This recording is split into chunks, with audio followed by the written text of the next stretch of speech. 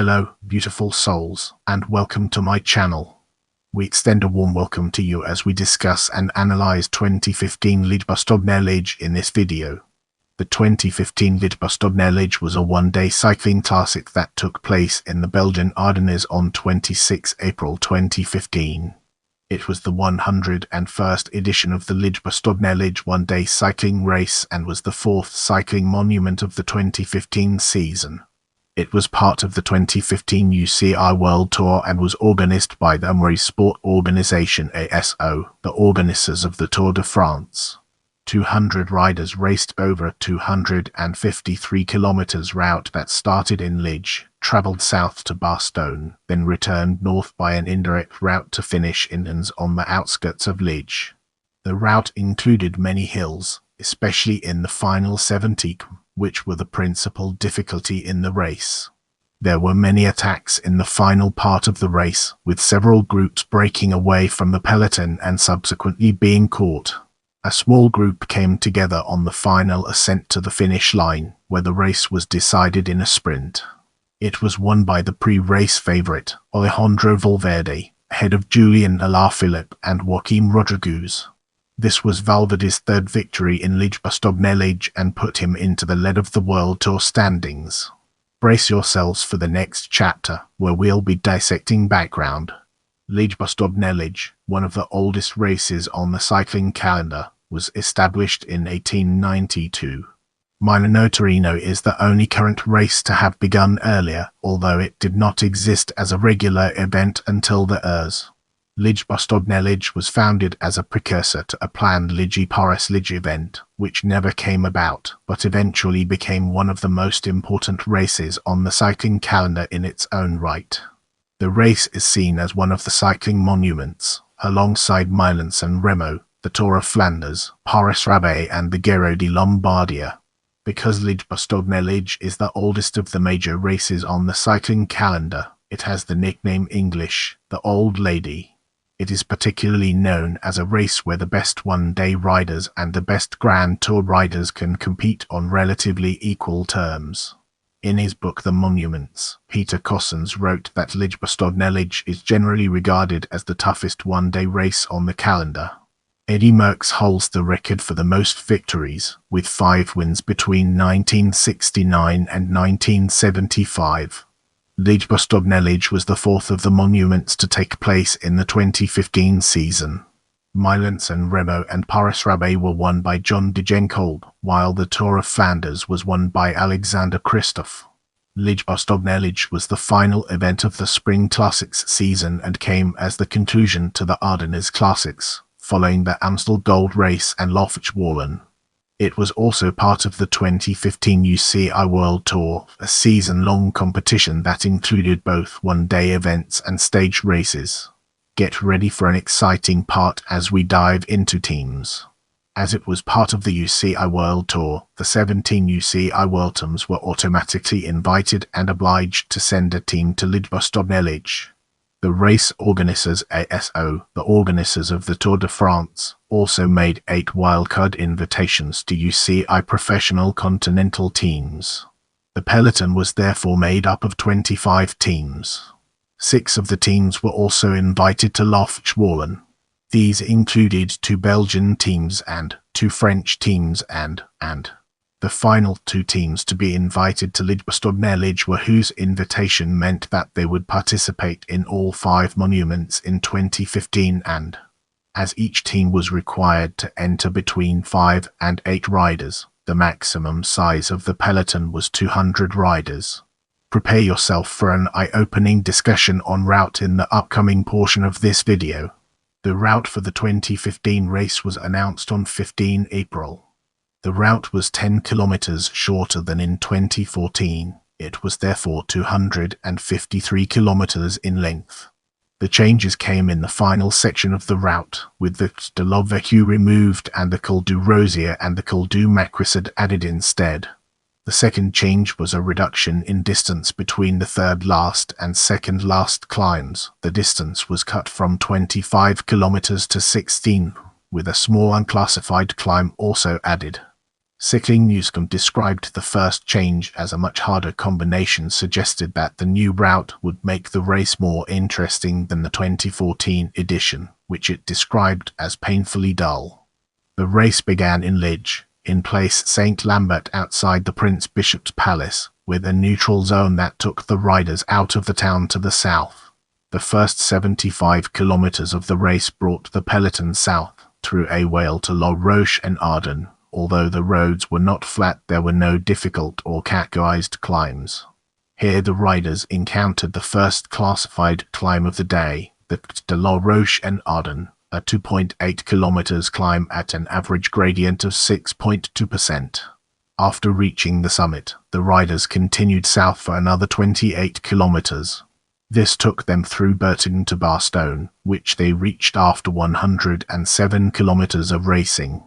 This was the turning point. From here the route turned to the north to return towards Liège. The northern leg of the race was both longer, 146 kilometers, and more difficult. It included 9 categorized climbs. After turning around at the Rond Point La Doyenne named after the race itself, the peloton left Bastogne to the northeast. The first 17 kilometers were fairly flat and took the riders to Alaphilippe. After a fast descent came the Descent Rock, an 11.2% average climb over its 1 kilometer's length. Another fairly flat section followed. The route continued north for approximately 30 kilometers on fairly major roads through Gaubie and Vielsalm. At this point, with 86.5 kilometers to the finish line, there were still 8 categorized climbs remaining. The first 3 of these climbs came in quick succession. These were the de 2.7 kilometers at 7.4%, the de Stockou 1 kilometers at 12.5%, and the de La Haute-Lève 3.6 kilometers at 5.6%. The de 1 was narrow and badly surfaced, with a dangerous descent following. The de Stockou was described by Cycling Weekly as a killer climb because of its steep gradient, its narrowness, and its poor road surface. The de La Haute-Lève was unique on the course because it included a 500 meters section of cobblestones. These climbs brought the riders to Stavelet. Soon afterwards, there was a hairpin turn that took them towards the 2 climbs new to the 2015 edition. The first of these was the Col du Rosier, 4.4 kilometers at 5.9%, which was the longest climb of the day. The riders then descended through the town of Spa and turned west onto the Col du Maquis, 2.5 kilometers at 5%, which they crossed with 46 kilometers to the finish line. The route then crossed over the road used for the southern leg as the riders entered the final section of the race. The following climb was the de la Redoubt, 2 kilometers at 8.9%, with 34.5 kilometers from the summit to the finish line. Cycling Newscom described La Redoubt as the most emblematic climb of the entire race. It had an uneven gradient. The first 1 kilometer was at about 8%, before 500 meters at around 13% and another 500 meters at 6%. The riders descended down twisting roads, crossed over the uncategorized disparament, before coming to the penultimate climb, the de la Roche-aux-Fourcans, 1.5 kilometers at 9.4% with 19 kilometers to the finish line. This was one of the most difficult climbs of the race, with frequent changes of gradient and a poor road surface. There was then another uncategorized climb and a steep descent into the outskirts of Liège. The final climb of the day came with 6.2 kilometers remaining. This was the de Saint Nicolas, 1.2 kilometers at 8.6%. Cycling Weekly described it as a succession of steep corners with nothing between. After the descent from the climb, the riders entered Ardennes, the finishing town. There was a long, straight road that started 2 kilometers from the finish line. After 500 meters of flat, the road climbed towards the finish at around 5%. With around 300 meters to go, there was a left-hand turn that took the riders to the finish line. The time has come to unravel the secrets behind pre-race favorites and gain a deeper understanding. Recent editions of Liège Bastogne had been won in several different ways. Adi Schleck, then riding for, had won a solo victory with a long-distance attack in 2009, while Dan Martin had attacked late on to win in 2013. The 2010 edition was won by a two-man breakaway and the 2011 edition by a three-man group. The defending champion, Simon Gerrans, won the 2014 edition in a bunch sprint after a large group came to ends together. The pattern of the 2015 edition was therefore hard to predict. One consistent pattern, however, was that recent editions of the race had been won by major names rather than by outsiders. Alejandro Valverde had won Liège during the week that preceded Liège Bastogne, and he was one of the major favorites to take the victory. Valverde had won the race on two previous occasions in 2006 and 2008 and had also been on the podium on 4 other occasions. Valverde's status as the major favorite had the potential to work against him, however, as other riders were expected to mark him closely and perhaps prevent him from winning. Felipe Gilbert had suffered from this problem in the Amstel Gold Race. The other major favorite for the race was the reigning world champion, Mika Kwiatkowski. Kwiatkowski had finished third in the 2014 Liège Bastogne and had already won the Amstel Gold Race in 2015. Although he had not been as strong as had been expected in Liège, the longer climbs of Liège Bastogne were expected to suit him better. Other favorites included Martin, Joaquim Rodríguez, Rui Costa, as well as Vincenzo Nibali and Tim Wellens. Gerrans had suffered an injury earlier in the season and had not fully recovered. He was not expected to be able to defend his title. Similarly, Gilbert had suffered a fall in Liège. He was also not as well suited to the route of Liège Bastogne as he was to the other Ardennes classics. As we transition to the next segment, let's unravel the mysteries surrounding race report and gain a fresh perspective. The race began with hard racing for the first hour until the day's main breakaway was formed, with around 40 kilometers raced. The breakaway involved 8 riders. These were Diego Ulissi, Matteo Montegatti, Otto Vergode, Clement Chevrier, Marco Minaud, Anthony Turgis, Cesare Benedetti and Rasmus Quard. The group's lead soon extended to nearly 8 minutes, while the peloton was led by. Their work reduced the breakaways led by around 3 minutes by the time of the de la Roche and Ardennes, 79 kilometers into the race. After the turn in Bastogne, the breakaway continued. It was, however, reduced in numbers, as Quard, Chevrier and Vergode all fell back before the peloton reached the Dawn 4 hours into the race. Led the peloton as it approached the climb. On the climb itself, came to the front of the peloton and led the chase, with the breakaways lead reduced to under a minute. On the Stocku and Ryriko, Gorka Izaguirre and Simon Yates attacked and joined the lead group. More riders then bridged across to form a 21-man group. This included 5 riders, though not Nibali. On the de la Haute-Lève, several riders attacked again to form a smaller breakaway. These were Tanel Kangut and Michel Scarpini both, Manuel Burro, Esteban Chaves and Julian Arredondo. They had a 25-second lead at the summit and, although Burro and Arredondo were dropped on the Col du Rosier, this increased to more than a minute for a short while. It was reduced to 45 seconds on the Col du Macrisard, however, as they worked hard in the peloton to bring them back. As the peloton approached the de la Redoubt, there was a large crash. Among the riders to crash were 2 previous winners of the race, Dan Martin and Simon Gerrans, as well as Frank Schleck, Nicolas Roche, Matthias Frank and Yukiya Arashiro. Vincenzo Nibali was forced to unclip himself from his bike, but avoided crashing. The peloton was reduced to around 40 riders at the foot of the climb. Although there were no bad injuries in the crash, Roche and Arashiro took some time to stand up, with Roche looking particularly dazed. Many of the riders who crashed attempted to get back into the peloton, with Gerrans and Martin among them. Gerrans was forced to abandon the race shortly afterwards after he crashed for a second time. On the Col de la Redoubt itself, Kangut was dropped from the breakaway. Scarpini and Chaves had a 35-second lead at the summit and were caught around 10 kilometers later. The riders then entered the La Roche-aux-Fourcans, where Roman Kreuziger and Gianpaolo Caruso attacked. They were quickly joined by Jakob Fuglsang and had an 18-second lead at the summit. Several riders attempted to form chase groups. Eventually a six-man chase group was formed by Giovanni Visconti, Julian, Alaphilippe, Rui Costa, Samuel Sanchez and Daniel Moreno.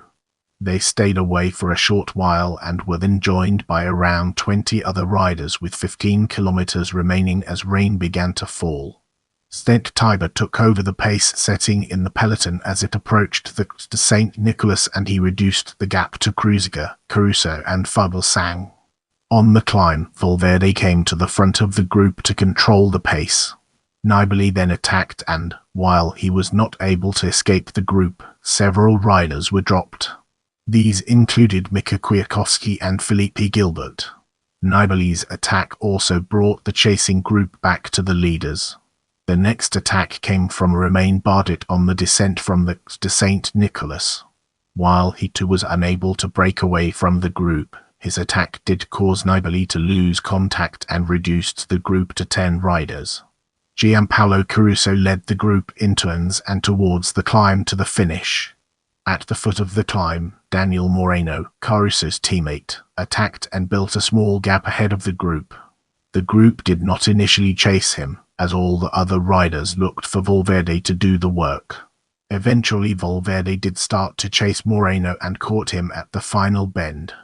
He opened his sprint from a long way out, with Joaquim Rodríguez right behind him. Rodríguez slowed as they approached the line, however, and Valverde took the victory. Julian Alaphilippe came around Rodríguez in the final meters to take second place. In the next portion, we'll be immersing ourselves in the realm of rider reactions and examining its broader implications. Valverde's win was his third victory at the race, and he became one of only 6 riders to have 3 or more victories in the race. Liège also concluded a very successful Ardennes week for him. He had 2 victories and 1 second-place finish in the 3 races. Valverde was the first rider since Philippe Gilbert in 2011 to win both Liège Wallon and Bastogne in the same week, and, although he was 1 place away from imitating Gilbert's Ardennes triple, he described it as a great week. Alaphilippe's second-place finish was the best for any French rider since Laurent Jalabert in 1998. He had entered the race in support of Kwiatkowski. When Kwiatkowski was struggling on the St. Nicholas, the ETIC's Quick Step Director Sportif sent a radio message to Alaphilippe to ride for himself. This was similar to the events in Liège Wallon, where Alaphilippe also finished second to Valverde.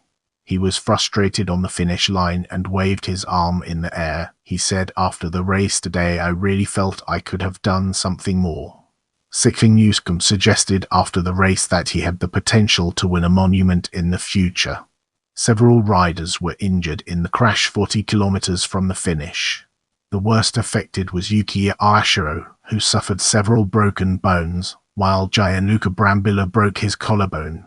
Had 2 riders with injuries. Paul Martins broke his hand and Bram Tankink suffered from concussion and bruises. Nicolas Roche and Simon Gerrans both suffered some discomfort after their crashes, but neither had significant injuries. Dan Martin rode the Tour de Romandie the following week. After he suffered with his breathing through the race, he discovered that he had broken 2 ribs in the crash in Liège-Bastogne. In the upcoming section, we'll be shining a light on UCI World Tour rankings.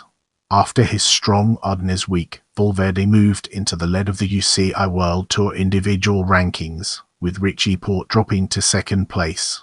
Rui Costa also moved into the top 10.